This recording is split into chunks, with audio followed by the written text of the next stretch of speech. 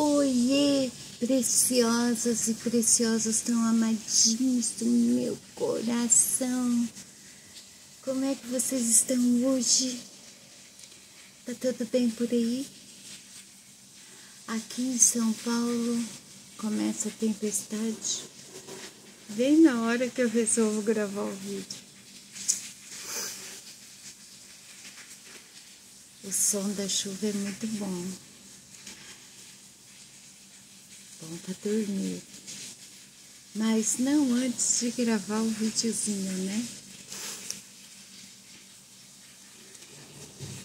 Resolvi trazer duas frases das gotinhas de luz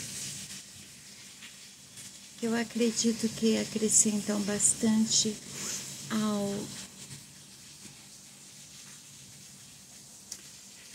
nossa jornada de autoconhecimento, né?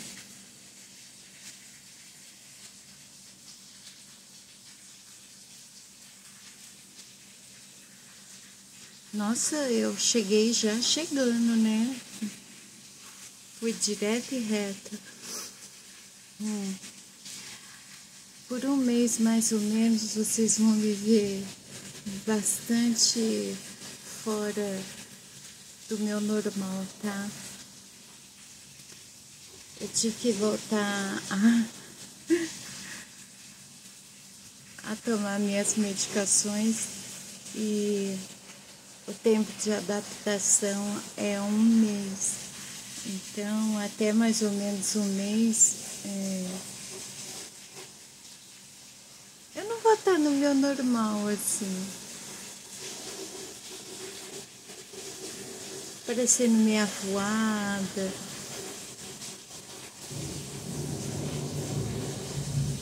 Estranha. Ah, eu já sou estranha. Tá, um pouco mais estranha que o normal. Eu comecei sem fazer as firulas que eu costumo fazer, né? Agora que eu reparei. Já fui direto e reto.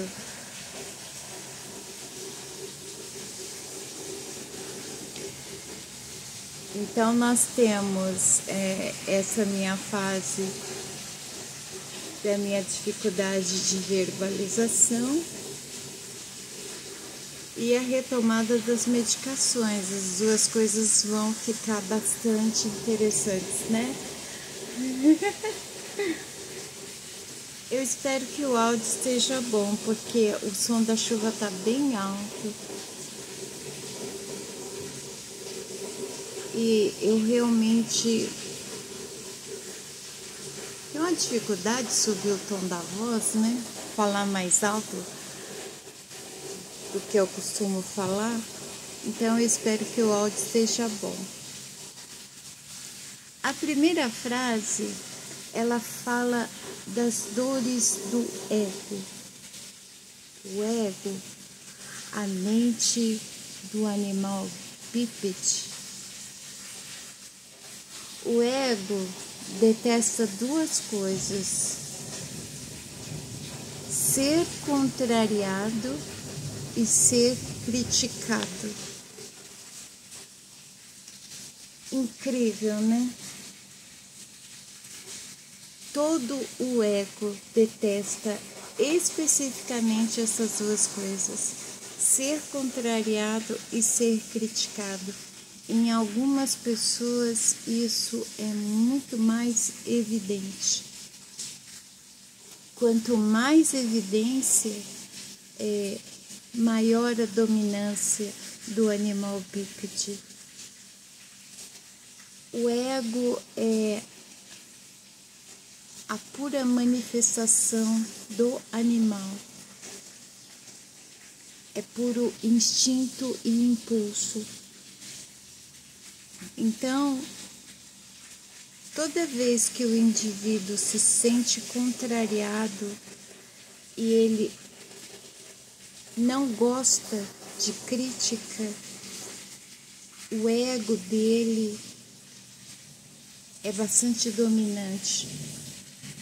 Normalmente, a nossa essência, a centelha, ela não tem problemas com esses dois quesitos. Ela nunca se sente contrariada, porque ela sempre está certa de si, de onde está, de quem é, de tudo o que envolve o indivíduo, né? E ela costuma relevar as críticas, porque uma coisa é a opinião dos outros ao nosso respeito, outra coisa é o que nós sabemos sobre nós mesmos. Então, na jornada de autoconhecimento, nós conseguimos desassociar, enxergar de modo separado o animal bípede instintivo e a essência, que é a centelha divina, quem nós de fato somos.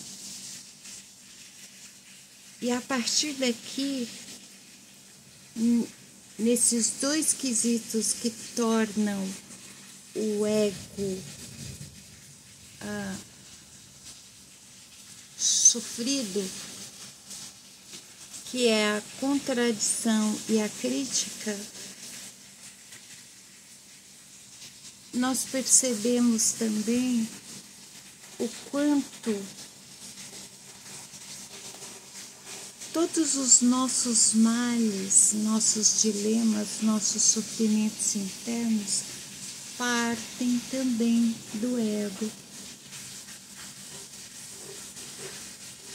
Porque, de certa forma, todos os nossos conflitos internos têm a ver, de alguma forma, com esses dois quesitos: ser contrariado e ser criticado.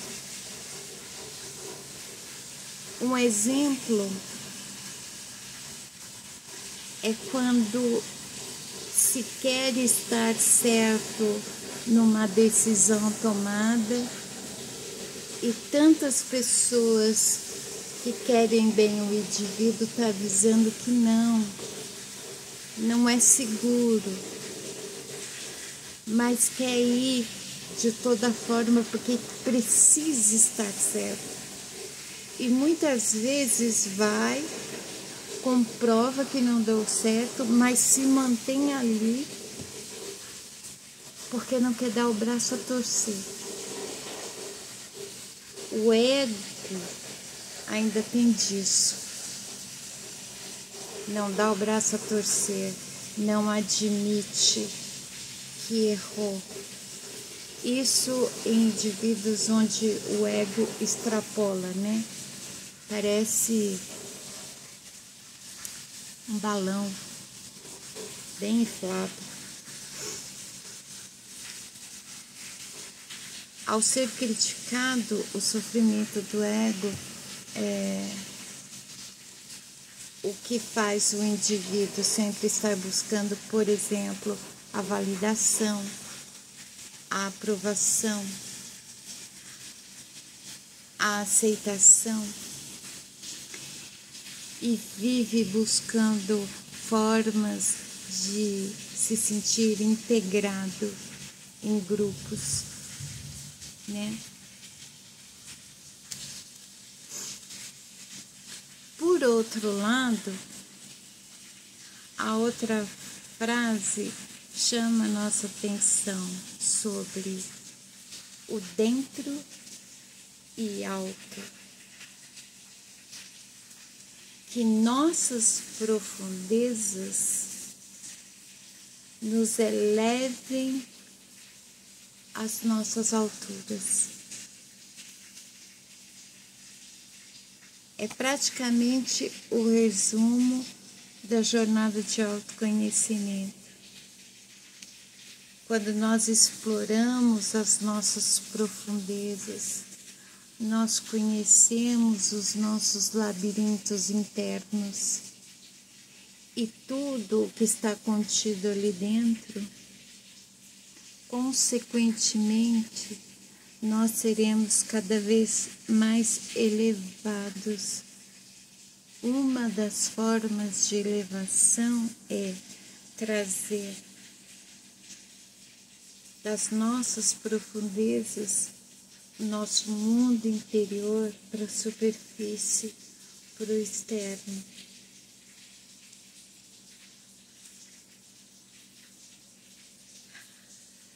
Quanto mais nós nos conhecemos,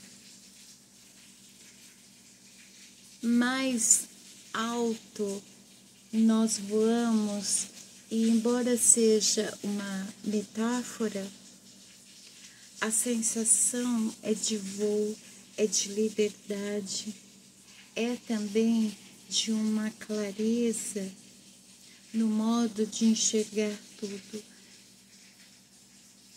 Passa-se a enxergar o micro e o macro.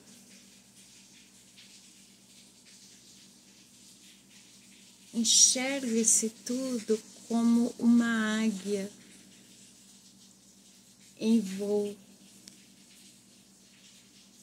E ao mesmo tempo que se está enxergando tudo, também é possível enxergar detalhes no meio desse tudo. A clareza que vem, a consciência, os sentidos, eles não se limitam apenas às funções deles. Eles se fundem à percepção e vão além das suas capacidades. E isso é tanto para dentro quanto para fora, sabendo-se que a capacidade de enxergar ao redor com tanta clareza só é possível porque nós aprendemos a olhar primeiro para dentro de nós. É uma missão um tanto difícil enxergar dentro de nós assim como é de fato. Muitas pessoas fogem dessa confrontação consigo mesmo, da mesma forma que foge, por exemplo, de terapias. Uma terapia nada mais é do que a confrontação do indivíduo consigo mesmo, né? Seja em terapia, seja através da espiritualidade, seja simplesmente como um indivíduo, seja através de uma filosofia ou de um segmento, uma crença, não importa. Tudo vai nos chamar para conhecer a nós mesmos. O conhece-te a ti mesmo. É só a partir daí que todas as outras coisas, elas são possíveis. E são possíveis porque nós passamos a alcançar cada vez mais a consciência. Absolutamente nada do que o indivíduo acredita vai ser real na sua vida se ele não tiver consciência. É como, por exemplo,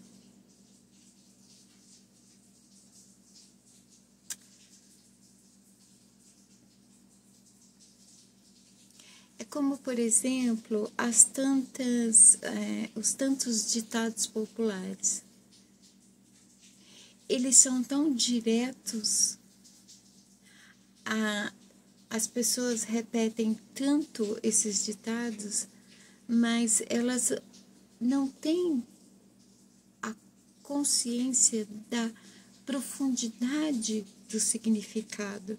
É como, por exemplo, a própria frase de Sócrates: conhece-te a ti mesmo.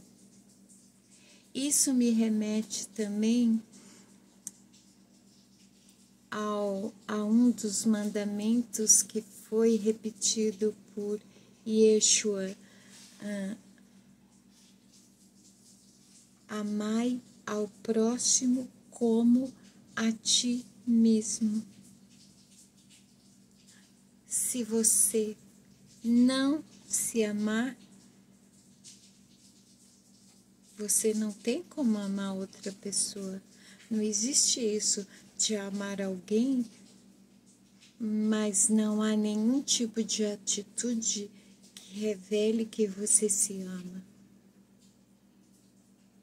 Você não pode se dizer detentor de algum conhecimento, de saberes, se você não conhece a si mesmo.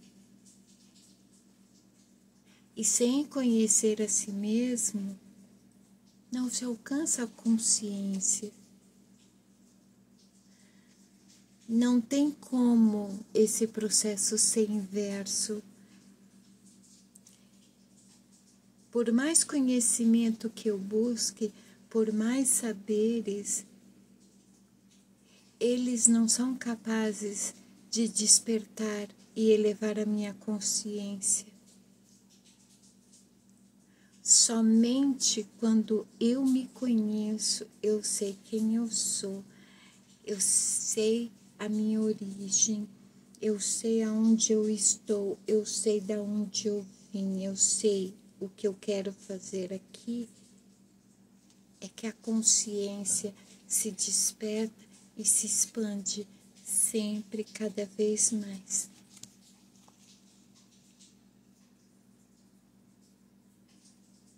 E aí, a gente pode fechar essa conversa com chave de ouro com uma frase que está aqui, nesta mesma página, que fala sobre a importância da tentativa. É preferível arriscar-se vivendo no perigo fértil do que na segurança estéril. Por mais difícil que possa parecer a jornada de autoconhecimento, basta você resumir a sua compreensão no seguinte: você está se autoconquistando, se autocativando para se autorrelacionar consigo mesmo. E assim você se autoconhecer. Por mais difícil que seja, é preferível arriscar-se vivendo no perigo fértil, onde há probabilidade de crescimento, do que na segurança estéril, a área de conforto, de onde nada sai, de onde sempre a mesmice é permanente. Se você ainda não assistiu nenhum dos vídeos da jornada de autoconhecimento, experimenta assistir pelo menos um. Entenda que essa jornada é para que você conheça a pessoa incrível que você é e talvez você não acredite que seja porque você ainda não se conhece. Depois que você se conhecer, você vai mudar de opinião. Todas as pessoas, sem exceção, são extremamente importantes. Ninguém é um acidente, ninguém é um acaso. Todo mundo está aqui para um propósito e não importa se não se saiba qual propósito seja esse. De repente, o seu único propósito é viver e viver bem e uma vida plena. E você não conseguiu ainda alcançar esse objetivo porque simplesmente não sabe quem você é. A pessoa com quem você vai passar toda esta vida, desde o momento do seu nascimento, é você mesmo. Você pode conhecer quantas pessoas forem. Você pode saber os gostos dessas pessoas, o que elas gostam, o que elas deixam de gostar. Você pode saber a personalidade delas, as manias, mas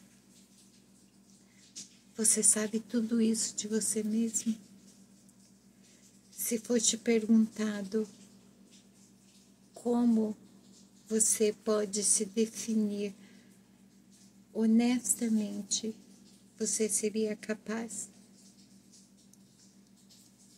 Sem máscara social, sem disfarce, sem maquiagem, sem filtro, você conseguiria se definir exatamente como você realmente é? Muitas vezes, os nossos lamentos e dilemas provêm simplesmente do fato de nós não nos conhecermos. E por que é tão importante nos conhecermos? É no autoconhecimento que a gente percebe que a gente não é esta imagem que se reflete no espelho. Nós somos o que mora dentro, a centelha divina, a imagem e a semelhança. Isso por si só já é de extremo valor e importância. O que você vai processar a partir disso é com você. Você é portador da centelha divina. O sopro nas narinas, sabe? A partezinha dele que ele ofertou para que esse seu corpo estivesse vivo.